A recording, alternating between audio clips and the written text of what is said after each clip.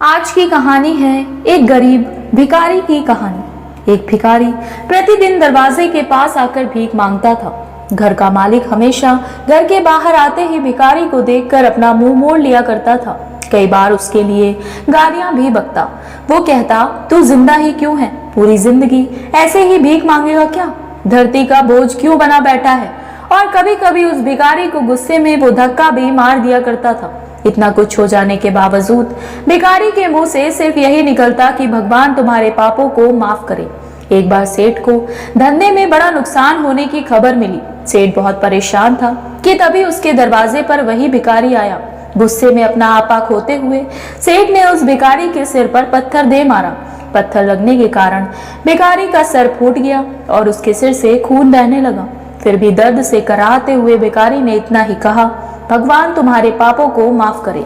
अब रात होने को आई थी। भिखारी अपने घर जाने के लिए लौटा। वो अपने घर पहुंच गया, लेकिन सेठ अब भी उसका पीछा कर ही रहा था। एक पुरानी टूटी खटिया पर एक बूढ़ी औरत लेटी हुई थी। काफी कमजोर और बीमार लग रही थी। वो भिखारी की पत्नी थी। अपने पति को वापस आता देख वो खाट से उठ खड़ी हुई। पत्नी ने अपने पति के भीख वाले कटोरे में देखा, उसमें सिर्फ आधी बासी रोटी थी। उसे देखकर वो बोली, आज बस इतना ही मिला? और हाँ, आपके सर से खून निकल रहा है, ये चोट कैसे लगी? बूढ़ा भिखारी बोला, आज बस इतना ही मिला, किसी ने कुछ दिया ही नहीं। सबने गालियां दी और एक ने पत्थर भी फेंक कर मारा, इसलिए मेरा सिर फट गया। एक गहरी ठंडी सांस लेकर बूढ़ा भिखारी फिर से बोला, ये मेरे ही पापों का फल है। तुम्हें याद है कुछ सालों पहले हम कितने अमीर थे? क्या कुछ नहीं था हमारे पास। हमारे पास हर चीज जरूरत से ज्यादा थी, लेकिन हमने कभी दान नहीं किया। और उससे भी बुरा हमने उस अंधे भिखारी के साथ किया जो हमारे द्वार पर भीख मांगने आया करता था। बूढ़ी पत्नी की आंखों में आंसू आ गए। वो बोली, हाँ, हम उस बेचारे अंधे के साथ बहुत बुरा करते थे। उसका अपमान करते थे। उसे खाने के लिए रोटी की जगह कागज दिया करते। उसका मजाक उड़ाया करते और कभी कभी मारा भी करते। मैंने कभी उसको रास्ता नहीं दिखाया। एक बार मैंने उसके मुंह पर मिट्टी भी फेंकी थी और वो हमेशा दुखी होकर यही कहता कि भगवान तुम्हें तुम्हारे किए की सजा देगा।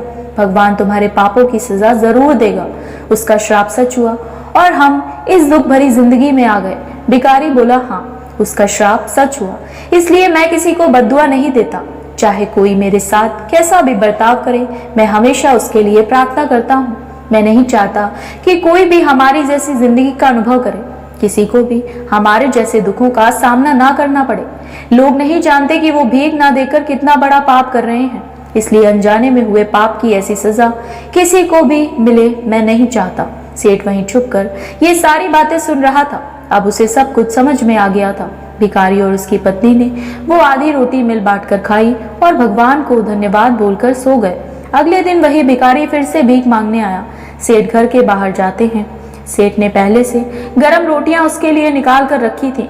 उसे देते हुए सेठ विनम्रता से बोला, माफ कर दीजिए बाबा, उससे बहुत बड़ी गलती हो गई। बूढ़ा भिखारी बोला, भगवान तेरा भला करे। इतना कहकर वो आगे निकल गया। लेकिन ये बात बिल्कुल सच है कि भगवान के खाते में सबका हिसाब बहुत पक्का पक्का होता है। इसलिए जब भी किसी के लिए कुछ भी करो तो अच्छा ही करो। आशा करती हूँ आपको हमारी ये कहानी पसंद आई होगी। अगर हमारी कहानी पसंद आई हो तो हमारे चैनल को सब्सक्राइब करें।